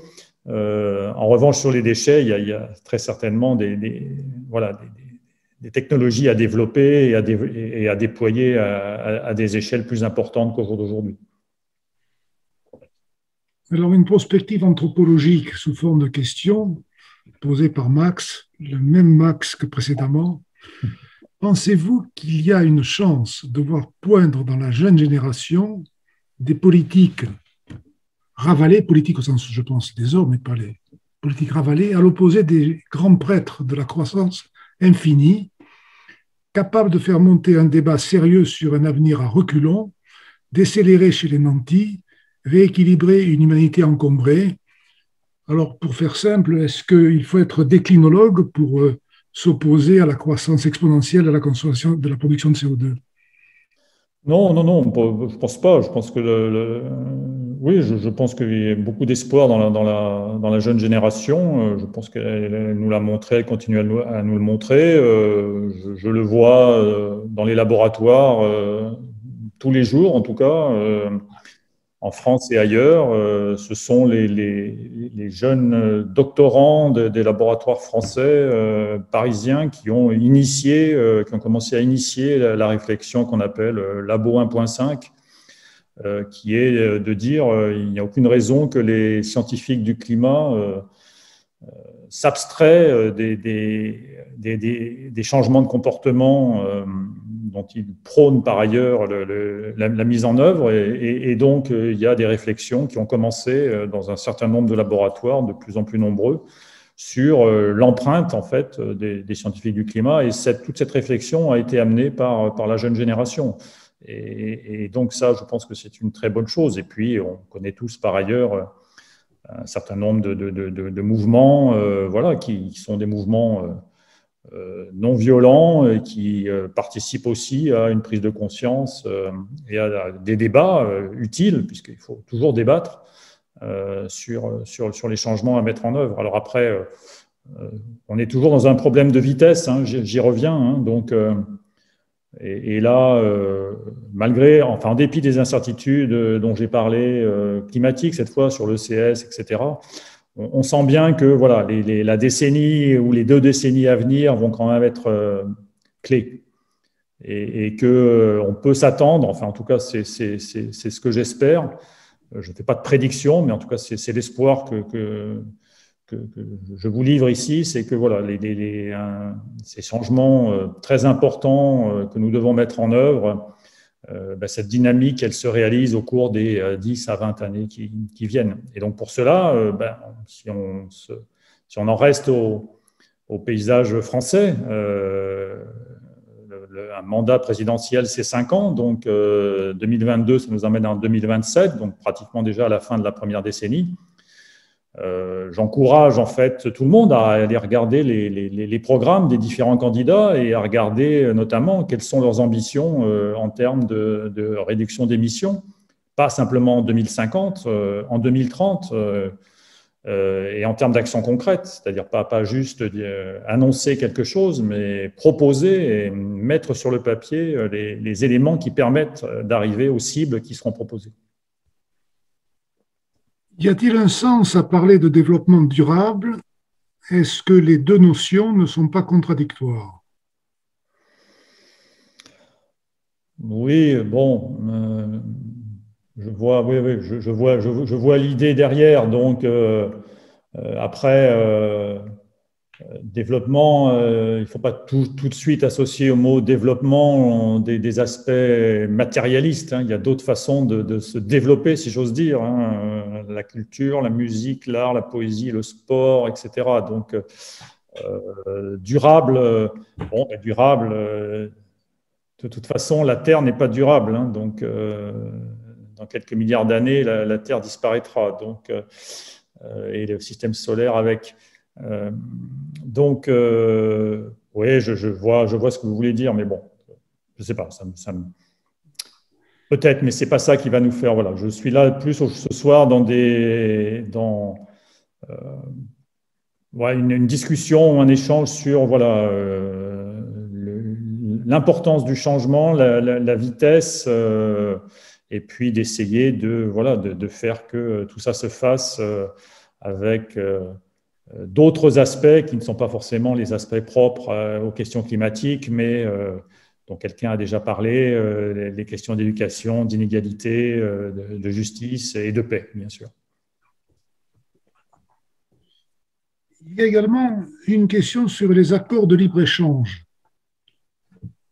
On évoque ALENA, Mercosur, CETA, et on constate, en tout cas un auditeur participant à la soirée, constate qu'il y a un décalage important entre le droit du capital et le droit des citoyens.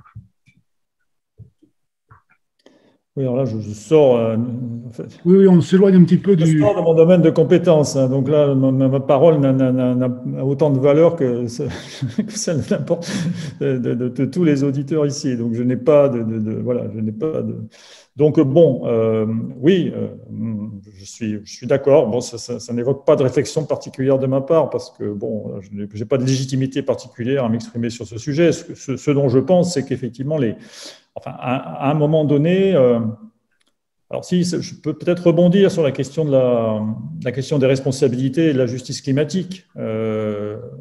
On sait tous que déjà des actions en justice ont été intentées vers des pays, vers des gouvernements, soit parce que ils ont été accusés, et souvent peut-être à juste titre, d'avoir fortement contribué aux émissions de gaz à effet de serre et donc à un certain nombre d'impacts qui ont fragilisé des systèmes, qu'ils soient biodiversité, humains, matériels, etc. Et puis aussi, il y a eu de nombreuses actions intentées à des gouvernements pour non-respect, et en particulier en France, hein, pour non-respect des engagements. Et ça, je pense que c'est aussi… alors, certains peuvent y voir un danger, je ne suis pas sûr. Enfin, la judiciarisation des enjeux climatiques, je pense, va devenir quelque chose de plus en plus présent dans le débat. Et je pense que ce nombre d'actions intentées soit par des groupes de citoyens, soit par des citoyens eux-mêmes, soit par des organisations, va continuer à se développer, surtout si… nous n'arrivons pas à mettre en œuvre les politiques et les changements des comportements nécessaires pour arriver à limiter le réchauffement. Donc, et là se posera la question en justice, une question d'ailleurs intéressante de la valeur de la preuve scientifique. Et donc de l'attribution des responsabilités dans ce qui s'est… dans les émissions depuis l'époque pré-industrielle. Et d'ailleurs, ça me fait du coup penser à quelque chose.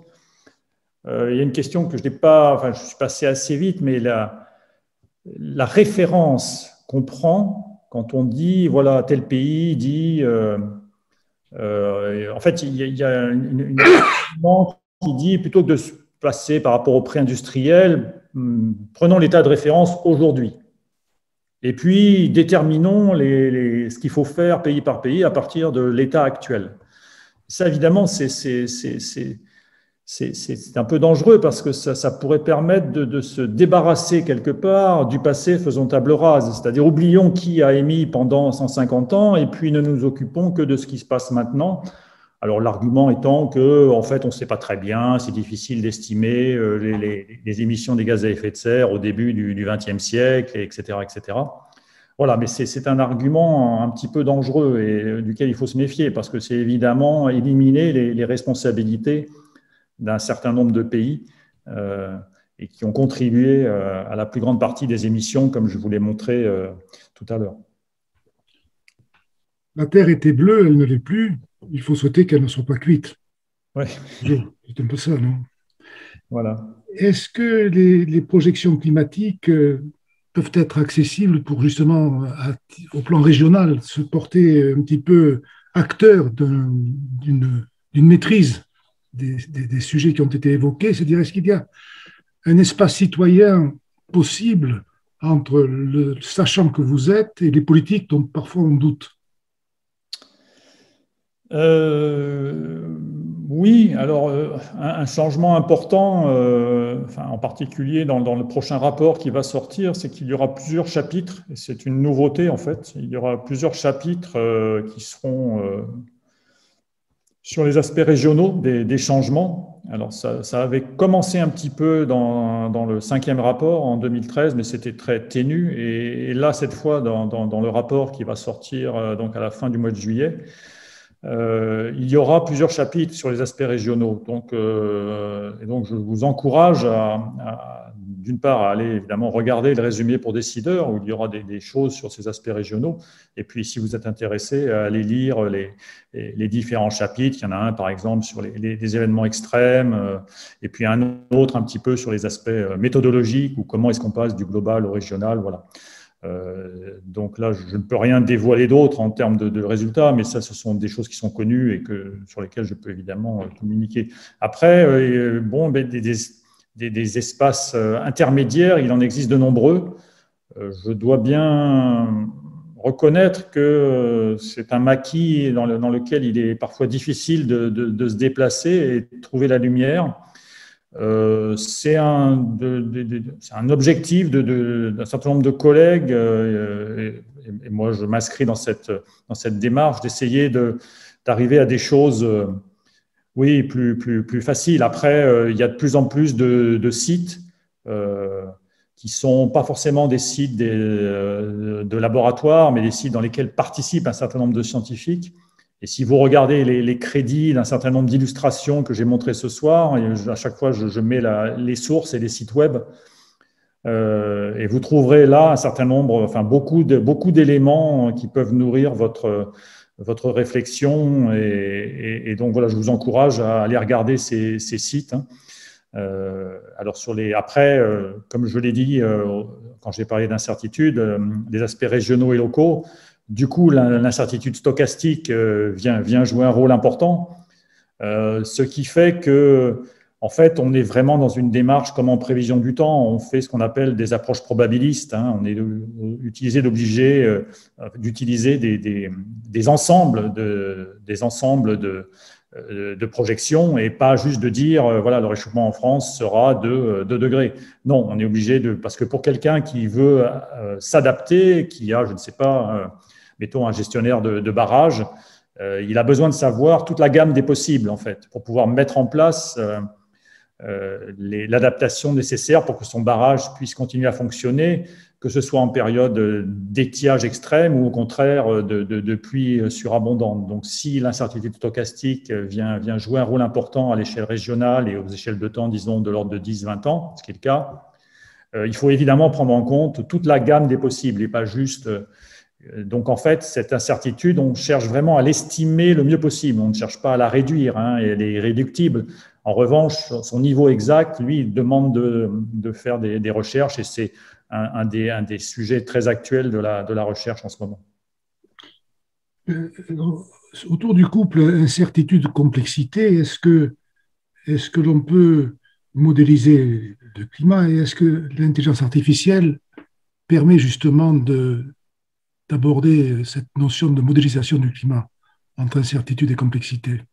Alors oui, enfin, disons, ce sont des recherches qui sont en cours, hein. Il y a en particulier un groupe aux États-Unis qui a obtenu, à Caltech en Californie, qui a obtenu un gros financement de fondations privées américaines pour essayer d'utiliser au maximum l'intelligence artificielle et la quantité extraordinaire de données observées dont on dispose pour pouvoir essayer de modéliser, alors peut-être pas l'ensemble du système climatique, mais un certain nombre de ses composants.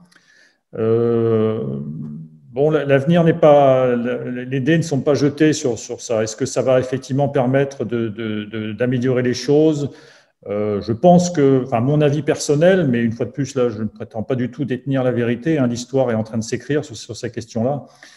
C'est que ça peut apporter quelque chose, mais pas, voilà, c'est pas ça qui va nous amener, c'est pas ça qui va nous permettre nécessairement de réduire la plage d'incertitude sur la sensibilité climatique dont j'ai parlé tout à l'heure. Ce sont au contraire des travaux théoriques, une augmentation de la résolution, la prise en compte de nouveaux phénomènes, notamment liés aux nuages, et donc un besoin d'observation de plus en plus important sur ces questions-là. Voilà, c'est un des éléments qui va certainement participer à l'amélioration des modèles de climat, de leur performance. Je ne pense pas que ça sera le Graal que les défenseurs de cette approche ont essayé de mettre en avant. Et c'est toujours le jeu, hein, puisque ça leur a permis d'attirer des financements substantiels pour essayer de… Et puis voilà, ils ont une idée, ils essayent de la pousser au bout, c'est très bien, et on verra bien au final ce que ça donnera. On a bien compris qu'il y avait une différence importante entre le temps humain et le temps géologique. Une question dans ce contexte-là, est-ce que l'humanité, au cours de son histoire et même de sa préhistoire, a déjà affronté des variations climatiques? Alors, l'humanité en êtres humains, c'est ça? Alors, Je pense qu'il faut comprendre l'être humain, oui. ah oui, oui, bah, alors disons oui, parce que les êtres humains sont passés à travers les glaciations et les périodes interglaciaires. Donc, la dernière période glaciaire, c'était il y a 20 000 ans, hein. Donc, c'est évidemment, il y avait déjà de nombreux êtres humains à la surface de la planète. Donc, en revanche, c'est la rapidité des changements qui est inédite. C'est ça qui est totalement inédit. Jamais, au cours des 800 000 dernières années, vous l'avez vu sur la courbe de départ, hein, et cette courbe, vous pouvez tous aller la consulter sur le site du Scripps, hein. Elle est en libre accès. Voilà. Vous rappelez ce pic, c'est une verticale par rapport à des choses qui se passent sur des dizaines de milliers d'années ou des centaines de milliers d'années. Cette plaque, d'ailleurs, est de nature à discréditer de manière définitive tout négationniste résiduel ou survivant. Alors ça, bon, c'est l'espoir. Après, malheureusement, l'actualité montre qu'en termes de négationnisme, il y a encore quand même quels que soient les sujets, voilà, on trouve toujours un négationniste au coin de la rue, si j'ose dire. Enfin, heureusement, ils sont… Cette évolution exponentielle des PPCM est quand même difficile à contrecarrer, quoi. Je veux dire, on peut pas… Ah non, tout à fait, tout à fait. Après maintenant, ils s'attaquent à d'autres. Bon, déjà, il y a 20 ans, ils contestaient le réchauffement. Maintenant, évidemment, ils ne le contestent plus. Il y a 10 ans, ils essayaient de dire non, c'est pas le CO2, c'est autre chose. Bon, de nouveau, ces choses-là ont été démontées par la communauté scientifique, etc. Donc, oui, maintenant, ils sont un petit peu à court d'arguments. Et on voit bien que, de toute façon, l'audience médiatique du climato-scepticisme a quand même extrêmement diminué, notamment en France. Et que par rapport à il y a une dizaine d'années, disons, alors elle est toujours très vivace, je dirais, sur les réseaux sociaux.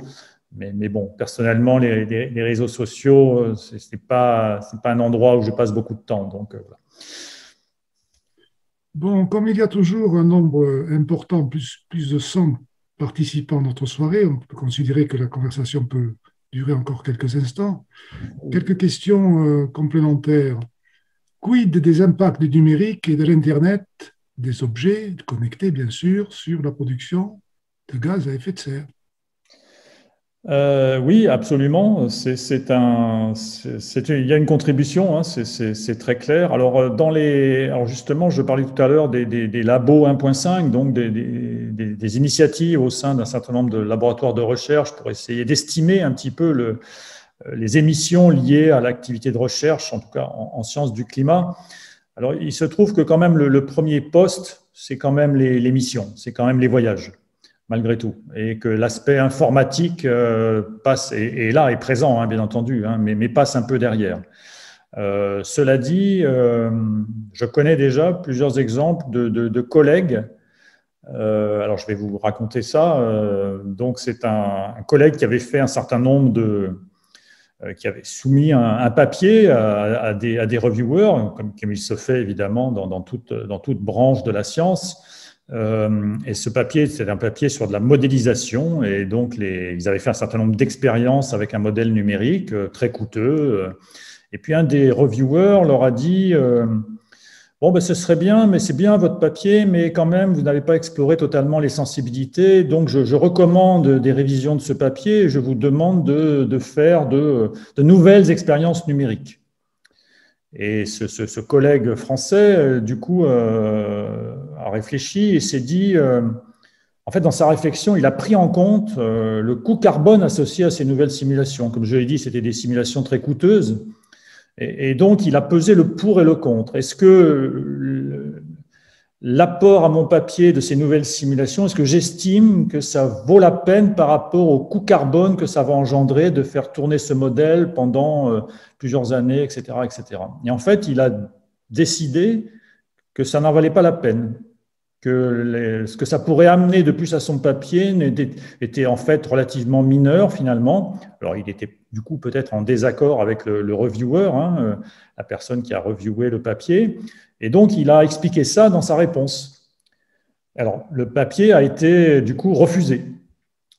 Bon, après, il l'a resoumis à un autre journal et le papier a été publié. Mais donc, c'est pour montrer que, alors bien sûr, c'est une anecdote, hein, voilà, mais en tout cas, pour montrer que c'est une réflexion qui, maintenant, non seulement existe au sein des pratiques du laboratoire en termes de mission, enfin de certains laboratoires en termes d'émissions. On se demande, voilà, est-ce que c'est vraiment raisonnable de traverser la planète pour aller à une réunion de 2 jours alors que je peux la faire avec Zoom aujourd'hui? Mais non, ça s'intègre aussi dans la démarche scientifique elle-même, c'est-à-dire, voilà, la revue d'un papier et puis finalement, quels sont je dois considérer aussi ces aspects-là, finalement, si je suis cohérent avec ce que je pense. En tout cas, ça a été la démarche de ce collègue. Marie-Hélène complète les commentaires. Elle nous dit la chose suivante à tous. Je vous conseille de lire le rapport du Shift Project 2018 sur les impacts du numérique, très complet et accessible. Alors, le Shift Project, donc c'est une des émanations de Jean-Marc Jancovici, dont j'ai rapidement parlé tout à l'heure. Et effectivement, donc il y a eu plusieurs. L'ADEME aussi a fait des choses. Enfin voilà, on peut trouver assez facilement sur Internet. Et dans la démarche des labos 1.5, il y a une évaluation et il y a des outils qui ont été développés justement pour essayer que un chercheur, un technicien, un ingénieur au sein d'un laboratoire de recherche puisse très facilement avoir calculé son empreinte carbone. Donc, sur la question d'il y a presque 1 heure maintenant, ou pas tout à fait, mais sur la petite application individuelle, ben on y est déjà, on y est quasiment. Hein, donc, voilà. Bon, alors, une question portée par une personne féminine, Danielle. Vous avez mentionné la paix à plusieurs reprises. Est-ce que l'on a évalué le poids des industries de l'armement et de l'usage des armes dans la production de CO2? Peut-être, mais alors là, je ne sais pas. C'est possible. C'est possible. Là, il faudrait aller voir, alors là, sur le site de l'Agence internationale de l'énergie, qui essaye de… Alors, je ne sais pas s'ils vont jusqu'à cette granularité-là, Est-ce que c'est classé comme industrie lourde, etc. Après, il y a des choses qui sont faites sur l'acier, le fer, etc. Donc, des matériaux évidemment qui rentrent. Est-ce qu'il y a une estimation spécifique sur les industries de l'armement? Je ne peux pas vous dire, mais en tout cas, peut-être qu'une des premières pistes, c'est d'aller voir sur le site de l'Agence internationale de l'énergie ou peut-être sur Internet et de voir s'il y a d'autres sites qui ont attaqué ces questions-là. Mais c'est possible. Après, évidemment, si on parle on peut aussi parler de bateaux de guerre, de sous-marins nucléaires, des choses comme ça. Donc là, c'est certain que ça fait partie de l'industrie lourde. Et là, effectivement, il y a des coûts. Mais quelle est la part spécifique des industries d'armement par rapport à des industries, disons, du même gabarit, enfin, en termes d'industrie lourde? Ça, je ne sais pas. Mais peut-être que l'information existe. Alors peut-être pour terminer, vous donner l'occasion de clore cette soirée, mon cher conférencier, une réflexion qui est une question d'ordre très général. Selon Jacques Mistral, le doute est le suivant. Il n'est pas certain que l'on puisse sauver à la fois le climat et le capitalisme. Quel est votre point de vue? Et nous en resterons là ce soir. Alors là, de nouveau, je m'exprime en citoyen. Hein, je n'ai pas de légitimité particulière, mais je suis d'accord avec, voilà, je suis d'accord avec cette remarque. Bon, eh bien, je crois que nous allons peut-être prendre congé les uns des autres. On va vous remercier avec beaucoup de sincérité et de chaleur maîtrisée. Et nous nous disons à bientôt pour la prochaine découvrade. Merci beaucoup, c'était très Moi, intéressant. je tiens à remercier Roland et puis à remercier tous ceux qui d'abord qui m'ont écouté, qui ont posé des questions. Et voilà, et ça a été un plaisir d'échanger avec vous tous. Et puis, au plaisir de nous revoir pour de vrai pour une prochaine découvrade, tous ensemble au CIC ou ailleurs. Merci, bonsoir à tous.